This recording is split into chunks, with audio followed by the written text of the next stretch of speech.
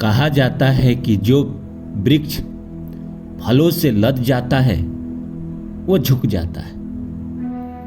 क्या मतलब है इसका? आपने देखा होगा बड़े बड़े उद्योगपति किसी एनजीओ को करोड़ों रुपया चंदा दे रहे हैं, डोनेशन कर रहे हैं। बड़े बड़े अभिनेता भी करते हैं, फिर भी उनके पास धन की, पद की कमी नहीं होती है और ज्यादा बढ़ जाती है। वो लोगों की मदद भी करते हैं। दुनिया में तमाम एनजीओ हॉस्पिटल, तमाम कैंसर हॉस्पिटल इन्हीं बड़े बड़े लोगों के डोनेशन से चल रहा है।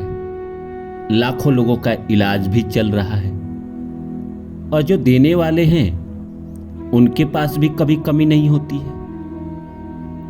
इलाज कराने वाले लोग उसका फायदा उठाते हैं। आपने देखा होगा कि सिख धर्म में गुरुद्वारे की परंपरा है। रोज शाम में जितने भी लोग वहां पे आते हैं उसको भोजन कराया जाता है। कई लोग ऐसे होते हैं जो आते हैं उस मंदिर में, बड़े बड़े लोग, और आकर अपनी सेवा देते हैं। चाहे वो पैसे वाले हो या पैसे वाले ना हो, वो शरीर से भी देते हैं। जो धन से परिपूर्ण है वो जब आते हैं तो आते समय 2 चावल के बोरे ले लिए, आटे के बोरे ले लिए, कुछ फल सब्जी ले लिए, कुछ लाके वहाँ रख देते हैं। जब भी आते हैं तब भी लेकर आते हैं। पैसे भी डोनेशन करते हैं, उसके बावजूद भी उनके पास कमी नहीं होती। तो इसका मतलब क्या है? इसका मतलब यही है कि इस संसार को जो दे रहा है उसके पास कभी कमी नहीं होती है, और इस संसार जिससे जो मांगने में लगा है उसके पास हमेशा कमी बनी रहती है। प्रकृति का भी नियम है कि जो आप देंगे वो कई गुना आपके पास लौट कर आ जाएगा। तो नमस्कार दोस्तों, मेरा नाम है रानू बाबू और जैसा कि आप सभी जानते हैं कि मैं आपके लिए कहानी, कविता और मोटिवेशनल वीडियो लेकर आता हूं। इसी श्रृंखला में आज लेकर आया हूं कि तुम लोगों की मदद करो, भगवान तुम्हारी मदद करेंगे। तो आइए सब्जेक्ट को शुरू करूं। इससे पहले आप सभी से रिक्वेस्ट है, please like my video, subscribe my channel and share my video. तो आइए दोस्तों शुरू करते हैं। हम सब परेशान रहते हैं कि हमारी ज़िंदगी में अच्छा नहीं हो रहा है, और जो बड़े बड़े लोग होते हैं, बहुत पैसे वाले लोग होते हैं, बहुत अमीर लोग होते हैं, वो कभी टेंशन लेते ही नहीं। और उनके भी लाइफ में जब टेंशन होता है रिलेशनशिप वगैरह या बड़ी बड़ी चीज़ों का, तो अलग टेंशन होता है। टेंशन तो रहता ही है, क्योंकि ग्रह नक्षत्र तो उनके भी होते हैं, समय तो उनके भी अच्छे बुरे आते रहते हैं, लेकिन उनके उतने बड़े लेवल पे ही आते हैं। अब जैसे कुछ दिन पहले आपने सुना होगा कि अडानी का सारा शेयर गिर गया। तो अडानी का शेयर गिरा भी तो भी वो रोड पे तो नहीं आ गया ना, फकीर तो नहीं बन गया ना।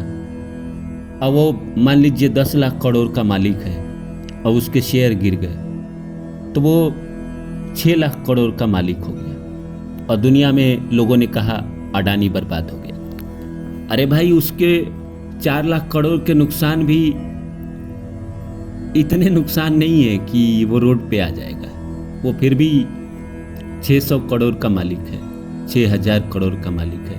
अब जितना भी एग्जैक्ट फिगर क्या है वो तो सरकार जानती है या अडानी जानते हैं, मैं यही कह रहा हूँ। लेकिन आप देखिए, अडानी के कारखानों में अडानी सरकार की मदद करता है, देश की मदद करता है, देश में न जाने कितने अनाथालय को डोनेशन करता है। देश में जब भी विपत्ति आती है तो ये बड़े बड़े लोग सबसे पहले आते हैं, 500 करोड़, 1000 करोड़ ये भारत सरकार को डोनेशन देते हैं। फिर सरकार उससे साधन मुहैया करवाती है देश को, फिर भी इनके पास कमी नहीं होती है, बढ़ जाती है। तो भगवान तो देते ही है ना। आप सिंपल सी बात मानिए ना, आप जिसको जो भी देते हैं वो आपके पास लौट कर आ जाता है। आप अच्छा किसी को दे रहे हैं वो भी लौट कर आएगा, बुरा किसी को दे रहे हैं वो भी लौट कर आएगा। इसलिए देने में हिचकना नहीं चाहिए। कई लोगों को मैंने देखा है कि देने में बहुत कन्फ्यूजन रखते हैं, वो देना नहीं चाहते हैं, लॉजिक मारते रहते हैं, ज्ञान मारते रहते हैं। भगवान उनको बाद में जाके ऐसा हालत कर देता है कि उनको भी मांगने की नौबत ला देता है।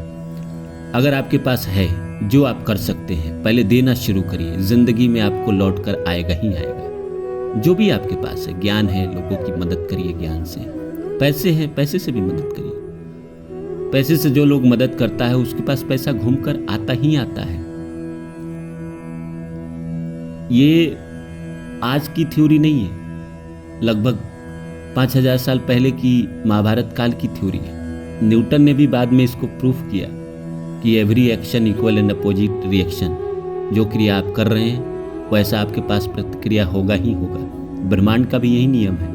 कर्मा का फल क्या है कि कर्म हम करते हैं और कर्म का फल हमें मिलता है। यही तो है कि हम जो कर रहे हैं, अच्छा कर रहे हैं तो अच्छा भी आता है। कई लोग कहते हैं कि हम तो अच्छा करते नहीं आता है। भाई आएगा, अब समय आएगा तो ऐसा नहीं होता है कि आपने आज अच्छा किया और कल आपका अच्छा हो जाए। मैं आपको इसको डिटेल्स में बता देता हूँ कि जैसे मान लीजिए आपने कोई मंदिर विजिट किया, किसी गरीब की मदद की या कोई मंत्र चैंटिंग किया, अब ये आपके पुण्य कर्म है। भगवान के दर्शन किए। अब मान लीजिए आप भगवान के दर्शन करने मंदिर में जा रहे हैं तो लाखों लोगों को आप कहीं ना कहीं फ़ायदा पहुंचवा रहे हैं। कुछ लोगों का रोजगार चल रहा है। मंदिर के आसपास कोई भी चीज़ आप खरीद रहे हैं तो किसी का रोजगार चल रहा है। भगवान के दर्शन भी किए तो कहीं ना कहीं ये सारी चीज़ें आपके पुण्य कर्मा में एकत्र हुआ। अब ये मान लीजिए आपका पास्ट लाइफ कर्मा बन जाता है। जो आपने अभी पुण्य किया, मंत्र चैंटिंग किया, भगवान के दर्शन किए, किसी की मदद की, 2 रुपया दिया, 5 रुपया दिया, इमोशनली किसी की मदद की, बिना स्वार्थ का किसी का मदद किया, ये आपके पुण्य कर्मा जमा होते रहेंगे। और जब आपके पुण्य कर्मा खुलने के समय आएंगे, जीवन में वक्त आता है, इस बीच में यहाँ से यहाँ तक आपके बुरे कर्मों का फल आएगा। इस समय मान लीजिए 2 साल इस समय आपके बुरे कर्मों का फल है, ये 2 साल आपके अच्छे कर्मों का फल है, ये 2 साल आपके किसी और कर्म के फल है। तो ऐसे वक्त आते रहता है।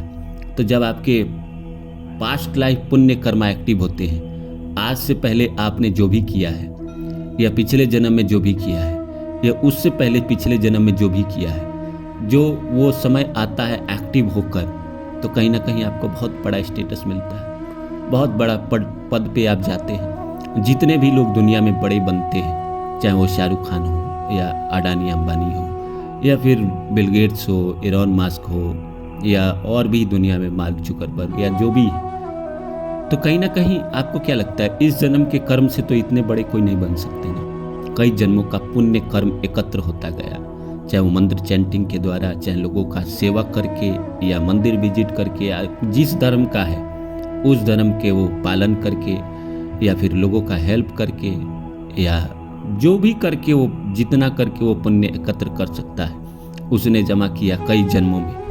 और इस जन्म में उसके एक्टिवेशन मोड आए और वो इतना बड़ा बन गया।